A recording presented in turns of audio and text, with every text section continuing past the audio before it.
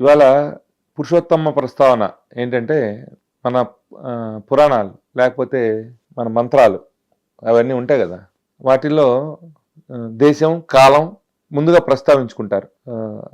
సంకల్పం చెప్పుకునేటప్పుడు అలా చెప్పుకుంటారు. దేశకాల ప్రస్తావన ఉంటుంది సాధారణంగా. ఏదైనా ప్రత్యేక కార్యక్రమాలు అంటే పెళ్లిళ్ళు, యజ్ఞయాగాది క్రతువులు అట్లాంటివి చేసినప్పుడు మహాసంకల్పం చెప్పుకుంటారు. అది ఇంకొంచెం బాగా ఎలాబొరేట్గా ఉంటుంది. భౌగోళిక లేకపోతే ఏమంటారు ఖగోళ విజ్ఞానం అంతా కూడా వాటిల్లో ఉంది, అందులో ఏం డౌట్ లేదు. సో ఈ దేశకాలాల గురించి చెప్పుకున్నప్పుడు తరతరాలుగా మనకి దేశకాలాల గురించి చెప్పుకున్నప్పుడు ఇక్కడ దక్షిణ భారతదేశంలో కూడా చెప్పుకుంటారు.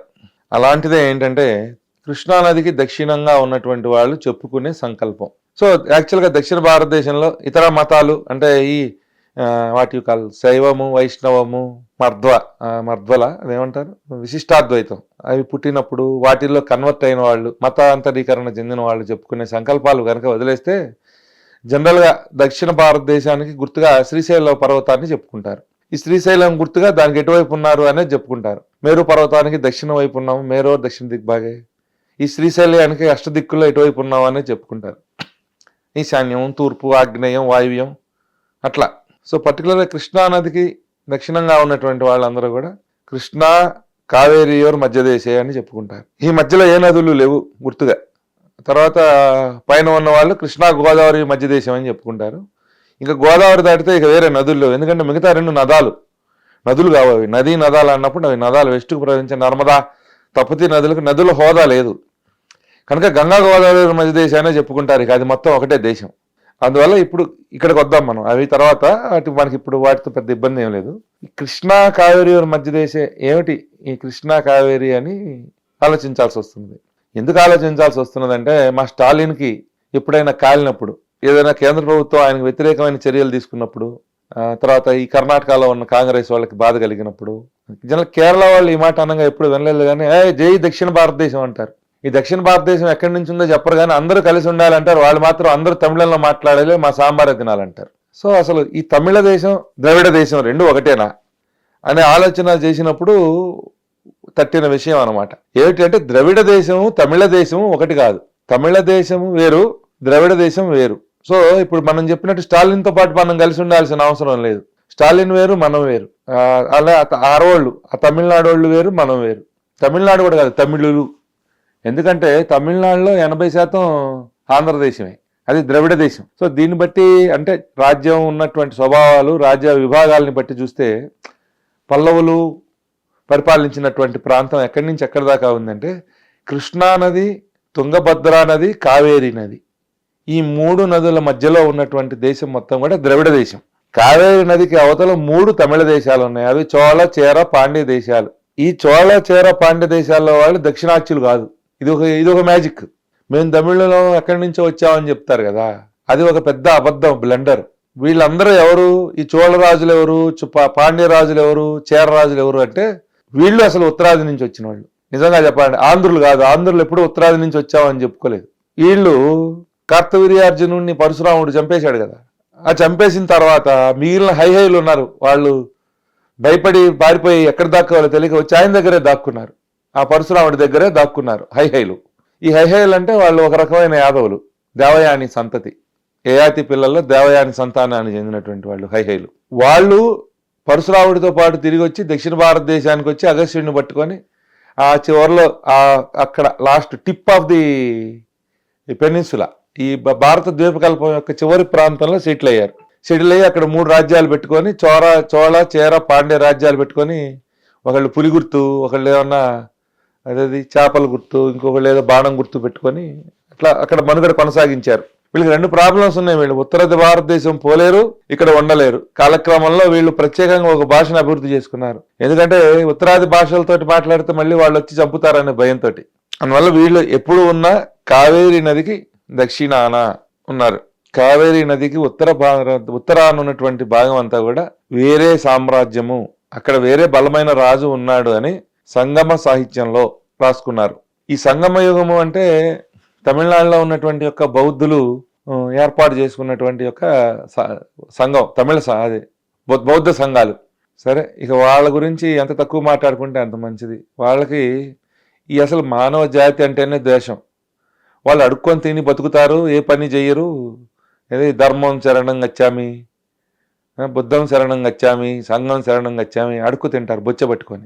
వాళ్ళకి ఏం చెప్తాం, వాళ్ళ రాసిన పుస్తకాలు అన్నింటిలో కూడా వాళ్ళకి డబ్బులు ఉన్న వాళ్ళ మీద, వ్యాపారాలు చేసుకునే వాళ్ళ మీద, ఉద్యోగాలు చేసుకునే వాళ్ళ మీద, రాజ్య పరిపాలన చేసే వాళ్ళ మీద అపరిమితమైన ద్వేషం. అందుకనే వాళ్ళ పుస్తకాలన్నీ ఆ శిలపతికారం, మణిమేకలై, తర్వాత కుండలకేసి, ఇట్లాంటి పుస్తకాలన్నింటిలో కూడా డబ్బులు ఉన్న వాళ్ళందరూ తప్పుడోళ్ళు, వాళ్ళు చేసిన తప్పుడు పనుల వల్ల వాళ్ళు శిక్షించబడ్డారు. వాళ్ళని బుద్ధుడు బౌద్ధ మతం ఉద్ధరించింది. అశోకుడు యుద్ధం చేశాడు, అశోకుడిని ఉద్ధరించాము. లేకపోతే ఇంకెవరు సౌందరనందం, ఆ సౌందర్యాలు ఎవరు అక్కడెవడు సుందరరావు నందుడు, ఆడో పెద్ద వ్యాపారస్తుడు, వీళ్ళకి చందాలు ఇచ్చిన వాళ్ళు కూడా తిడతారు, అందరినీ విమర్శిస్తారు. సో అల్టిమేట్గా ఏమైందంటే తమిళ దేశం అంతా అంతరించిపోవటానికి కారణం ఎవరంటే ఆంధ్రులకి, ఉత్తర భారతదేశం వాళ్ళకి, ఇంకో వాళ్ళకి సంబంధం లేదు. వీళ్ళందరూ ఉత్తరాది నుంచి వచ్చి అక్కడ సెటిల్ అయ్యారు కాబట్టి వీళ్ళ వ్యవహారాలు నచ్చక స్థానికంగా ఉన్నటువంటి వాళ్ళని కాలబురులు అన్నారు. తమిళంలో కాలాపిలార్లు అన్నారు. ఈ కాలాపిలార్లు వచ్చి చచ్చెట్టు కొట్టి వీళ్ళందరినీ అణిచేసి వాళ్ళు సొంతంగా ఒక పరిపాలన పెట్టుకున్నారు. వాళ్ళు ఎవరిని గుర్తించలేదు, ఈ బౌద్ధులను అసలు గుర్తించలేదు. ఆ విధంగా పోయినప్పుడు చేరరాజ్యం, పాండ్య రాజ్యం వాళ్ళ దగ్గర అణిగి బతికారు. ఈ చోళులు ఏమన్నా పారిపోయి వచ్చి రేనాటి సీమ అంటారు. ఇప్పుడు ఈ కడప జిల్లా ఉంది, ఎర్రగుంట్ల, ఎర్రగుడి, అటు ప్రాంతాలు, తర్వాత ఇటు నెల్లూరు, ఆ తర్వాత చందోలు, కొండిదెన, ఇట్లాంటి ప్రాంతాలకు వచ్చి వీళ్ళు నిలబడ్డారు, ఇక్కడ చేరుకున్నారు. వాళ్ళని చోడులు అన్నారు, తెలుగు చోడులు అన్నారు తర్వాత కాలంలో. వాళ్ళు అలా దగ్గర 500-600 సంవత్సరాల పాటు పారిపోయి ఇక్కడ ఉన్నారు. తర్వాత కాలబురుల్ని ఓడించింది కూడా పల్లవులు ఓడించి కాలబురుల్ని తీసేసిన తర్వాత చాలా కాలం వాళ్ళు పరిపాలించినాక ఎప్పుడో 9వ శతాబ్దంలోనో ఎప్పుడో ఈ తెలుగు చోడులు వెళ్ళి మళ్ళీ చోళ సామ్రాజ్యం, వాళ్ళు ఇంపీరియల్ చోళాస్ అంటారు. ఈ విజయాలయ చోళుడు, రాజరాజ చోళుడు, రాజేంద్ర చోళుడు అనేటటువంటి వాళ్ళు వచ్చారు కదా, వాళ్ళు తర్వాత మళ్ళీ చోళ చాళుక్య సామ్రాజ్యం నుంచి కులతుంగ చోళుడు వాళ్ళు 300 సంవత్సరాలు పరిపాలించారు. సో ఇదంతా వదిలిపెడితే ద్రవిడ దేశం దగ్గరకు వచ్చాం మనం ఇప్పుడు. సో ఈ కృష్ణా, కావేరి, గోదావరి నదుల మధ్య ఉన్నటువంటిది ద్రవిడ దేశం. ఇక్కడ తమిళ భాష ఉండేది, తమిళమే మాట్లాడేవాళ్ళు. ఎందుకంటే లేదంటే సంస్కృత ప్రాకృతాలు కూడా ఉండేవి. ఎందుకంటే అప్పటికి తెలుగు భాష అనేది లేదు. తెలుగుని అభివృద్ధి చేసింది ఎవరు? చోడులు అభివృద్ధి చేశారు. కాబట్టి తెలుగు వేరు, ఆంధ్ర వేరు. ఆంధ్రులకి తెలుగుకి సంబంధం లేదు, ఆంధ్రులకి తెలుగు భాష రాదు. ఈ తెలుగు భాష డెవలప్ చేసుకుంది చోడులే, తెలుగు చోడులు అంటారు వాళ్ళని. వాళ్ళే తర్వాత ఇప్పుడు కూడా మనం ప్రత్యేకంగా ఎదగక్కర్లేదు. ఆంధ్రదేశంలో తెలగాలు అని ఒక కమ్యూనిటీ ఉంది, వాళ్ళు తెలుగు భాష మాట్లాడతారు. తెలుగు అట్లా అభివృద్ధి అయింది. ఎరికల్ ధనుంజయ ముత్తురాజు అనేటటువంటి యొక్క రేనాటి చోళుల రాజు తెలుగు భాషను అభివృద్ధి చేశాడు. సో ద్రవిడ దేశము, తమిళ దేశము ఒకటి కాదు. తమిళ దేశం అంటే కావేరి అవతలే ఉంది. ఇప్పుడు వాళ్ళు దురాక్రమణ చేసి కావేరికి ఉత్తరం వైపున ఉన్నటువంటి ప్రాంతం మొత్తాన్ని కూడా తమిళనాడు అని చెప్పుకుంటున్నారు. తమిళం అనేది భాష వల్ల ఏర్పడలేదు, అది ద్రవిడ దేశం. ఆంధ్రులు కూడా ద్రవిడులు ఉన్నారు. సో ఈ కృష్ణా తీర ప్రాంతం నుంచి అవతలకున్న వాళ్ళందరూ ద్రవిడులే. వీళ్ళకి తమిళులకి సంబంధ బాంధవ్యాలు లేవు. తమిళులు ఉత్తరాది వాళ్ళు. ఈ విషయాలన్నీ తొక్కిపెట్టి దాచిపెట్టి దక్షిణ భారతదేశం అని మాటకి మాట్లాడుతూ మళ్ళీ అది మాలాగా బతకాలి మీరని వాళ్ళు చెప్పుకోవడం అనేది ఏదైతే ఉందో అది కరెక్ట్ కాదు. తమిళులు కాదు, ద్రవిడులు. ద్రవిడ దేశం వేరు, తమిళ దేశం వేరు. ఈ విభజన అనేది తొందరగా జనాల్లోకి వెళ్తే బాగుంటుంది. ఆ విధంగా చేయాలి. ఈ విషయం మీద మీ అభిప్రాయాన్ని కామెంట్ రూపంలో తెలియజేయండి. ఈ వీడియో మీకు నచ్చితే మీ మిత్రులకి, బంధువులకు షేర్ చేయండి. హిట్ టీవీ యాప్ని లైక్ చేయండి.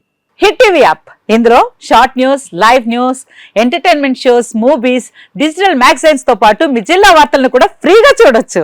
ఇంకెందుకు ఆలస్యం, వెంటనే హిట్ టీవీ యాప్ ని డౌన్లోడ్ చేసుకుని ఫ్రీగా ఎంటర్టైన్మెంట్ పొందండి. Hit TV app. Hit TV app. Please download hit TV app. Hit TV app ని ఫ్రీగా డౌన్లోడ్ చేసుకుని ఎంజాయ్ చేయండి. మీకు నచ్చిన ఎంటర్టైన్మెంట్ కోసం హిట్ టీవీ యాప్ ని ఫ్రీగా డౌన్లోడ్ చేసుకుని ఎంజాయ్ చేయండి. హిట్ టీవీ యాప్ ని డౌన్లోడ్ చేసుకుని ఆస్వాదించండి, ఆశీర్వదించండి. ఇంతమంది సెలబ్రిటీలు హిట్ టీవీ యాప్ ని డౌన్లోడ్ చేసుకోండి అని చెప్తున్నారంటే ఎంత మంచి యాప్ ఆలోచించండి. అమెరికా అమెరికాలో చదవాలనుకునే వాళ్ళకి విశ్వసనీయమైన పేరు మన శౌర్య కన్సల్టెన్సీ. UK లో 1 year masters, UK లో 1 year masters, 2 years work permit up to 5 years visa. Contact Saurya Consultancy. Contact 89851 89851.